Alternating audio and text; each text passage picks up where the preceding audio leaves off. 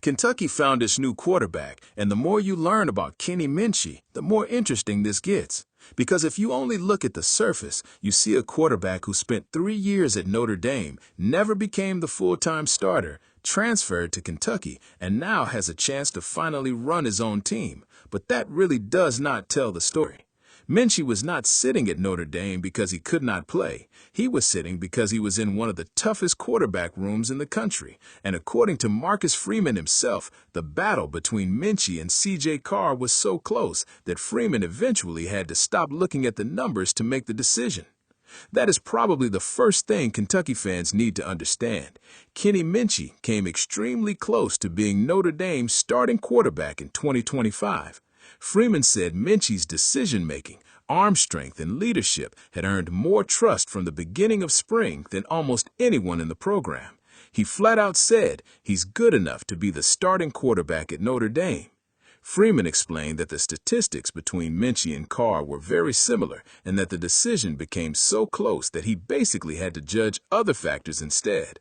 That is completely different from a quarterback getting buried on a depth chart because everybody knows he cannot play. Even Notre Dame players have talked about how good Minchey actually was. Running back Jadarian Price was asked why that 2025 quarterback competition lasted so long, and his answer was about as simple as it gets, because Kenny's that dude. Kentucky tight end Willie Rodriguez has already seen it too. His description of Minchey was simple. He's really accurate, and when he gets into a rhythm, it gets pretty scary. That might end up being the most important part of his game. Minchey does not need to be some quarterback who runs around trying to make 5 crazy plays every Saturday. His biggest strength has always been how clean he can make quarterback look. Get the ball out, put it where it belongs, stay ahead of the chains, hit the shot downfield when it opens, keep the offense moving. That has basically been Minchey's reputation going all the way back to high school. He was a 4-star quarterback out of Hendersonville, Tennessee, ranked by 24/7 Sports as the number 14 quarterback in the 2023 class and number 2 player in Tennessee. He was not some unknown prospect Notre Dame randomly developed. He was one of the better quarterbacks in the country coming out of high school. As a junior, he threw for 3,280 yards with 32 touchdowns and only 9 interceptions. His senior season was shortened by a shoulder injury, but in the 4 games he played, he completed 73% of his passes with 11 touchdowns. And one of the best signs from his high school career came at the Elite 11 Finals. That event had quarterbacks like Dante Moore, Jackson Arnold, and Malachi Nelson, yet Minchey went there and won the Pro Day portion of the competition. Evaluators liked how repeatable his throwing motion was, how accurate he was, and how comfortable he looked going through a full workout. He did not have to overpower everybody with some crazy highlight reel arm. He just consistently put the football where it was supposed to go. That eventually helped lead him to Notre Dame, and this is where his development becomes really important. Minchey stayed there for 3 seasons. In today's transfer portal, that is almost unheard of for a highly rated quarterback who is not starting. Guys leave after 1 year all the time now. Minchey stayed, learned different offenses, practiced against Notre Dame's defense every week, and kept developing while waiting for his opportunity. Then you look at what he actually did when he got on the field, and the numbers are interesting. In 2025, Minchey completed 20 of 26 passes. That is 76.9%. He threw for 196 yards, no touchdowns, and no interceptions. He also ran 7 times for 84 yards and a touchdown. For his Notre Dame career, Minchey completed 23 of 29 passes, which is 79.3%, while adding 96 rushing yards and 2 rushing touchdowns. Now, obviously, nobody should look at 29 career passes and pretend we know exactly what he will be over an entire SEC season. That would be ridiculous. Most of those snaps came in games where Notre Dame was already in control. He has not had to start against Alabama with the game tied in the 4th quarter.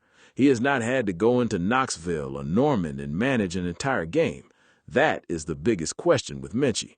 There's a massive difference between looking good in limited action and being responsible for an offense every single Saturday. But the limited action does tell us something. He has not looked overwhelmed. He has not been careless with the football. He has shown accuracy. And maybe most interesting, he has shown more athletic ability than people probably realize. Against Syracuse last season, Minchey only completed 4 passes for 18 yards, but he ran twice for 59 yards and scored a touchdown, including a 34-yard run. Across the 2025 season, he averaged 12 yards per rush on his 7 attempts. Nobody's saying Kenny Minchey is Lamar Jackson. He's not. But he is mobile enough that defenses cannot treat him like a statue. And Will Stein has already pointed that out. Since arriving at Kentucky, Stein has been extremely positive about what he has seen from Minchey. He has called him poised, smart, and extremely accurate. He has talked about how quickly Minchey picked up the offense, how well he throws the deep ball, and how his mobility is better than people realize. More importantly, Stein has talked about Minchey as a leader. He commands the huddle. He communicates with confidence. He looks comfortable being QB1. That leadership part is not something Kentucky is just discovering either. One of the more revealing stories about Minchey came after he lost the Notre Dame starting job to CJ Carr. Marcus Freeman talked to him about how to handle being the backup, and Freeman gave him a piece of advice that says a lot about the culture at Notre Dame and about how Minchey responded to the situation. Freeman told him, "The greatest gift you can give to yourself is giving something to somebody and expecting nothing in return." Basically, if Carr was going to be the starter, Minchey's job was not to sit there angry every day hoping Carr struggled. His job was to help him. And by everything we have heard, Minchey handled that situation about as well as you could ask. He supported Carr. He stayed involved. He continued preparing. He did not turn the quarterback room into a mess. Then, when the season ended, he made the decision that was best for his own career and entered the portal. That is the type of thing that matters when you are becoming the starting quarterback of a new program with a new coach. Kentucky does not just need somebody who can throw a football. Will Stein is trying to completely change the direction of this offense after Kentucky finished 5-7 in 2025 and moved on from Mark Stoops. The Wildcats hired Stein after his successful run coordinating Oregon's offense because they wanted something different. They wanted more speed, more explosive plays, and better quarterback play. And if there is one reason to be excited about Minchey, it is the coach he gets to play for. Look at the quarterbacks Stein has worked with. Frank Harris threw for more than 4,000 yards at UTSA in 2022 and produced 41 total touchdowns.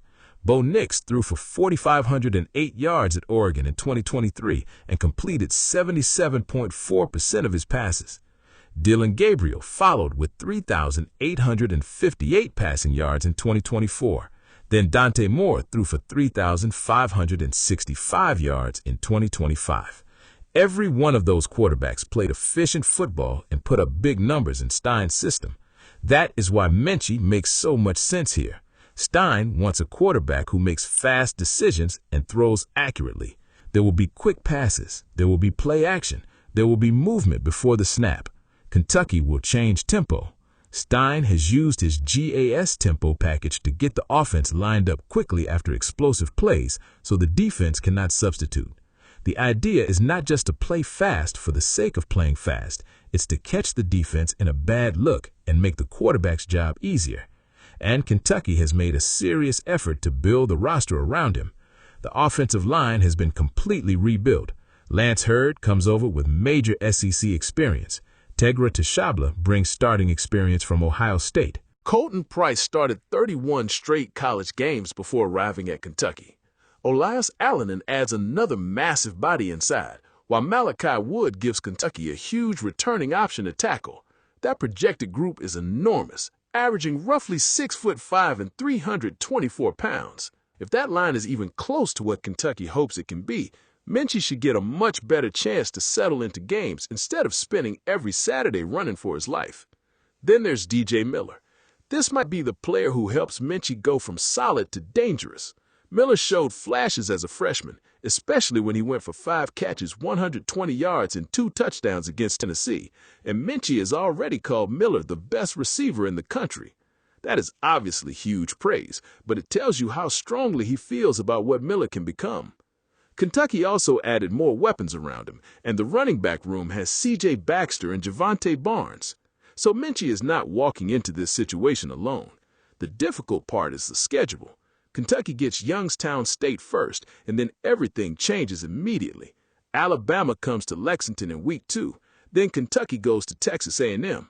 Later, they have South Carolina on the road, LSU at home, Oklahoma and Norman, Tennessee and Knoxville, Florida, Missouri on the road, and Louisville to finish the season. I do not know if Kenny Minchey is going to walk into the SEC and instantly become one of the best quarterbacks in the league. Nobody knows that yet. There simply isn't enough starting film to make that claim. But I do think Kentucky fans have a legitimate reason to believe this could work. The talent has always been there. The accuracy has always been there. The arm is good enough. He can move. He spent 3 years learning how a major college football program operates. He went through a quarterback competition at Notre Dame that could have broken his confidence and instead earned even more respect from the people around him. Now he finally gets his team. And with Will Stein calling the shots, Kenny Minchey does not need to become a completely different quarterback. Kentucky needs him to be exactly what he has shown he can be. Accurate, calm, smart with the football, dangerous enough downfield to keep defenses honest, and mobile enough to punish them when they forget about his legs. For 3 years, people around Notre Dame kept saying Kenny Minchey could play. In 2026, Kentucky finally gets to find out just how good he really is.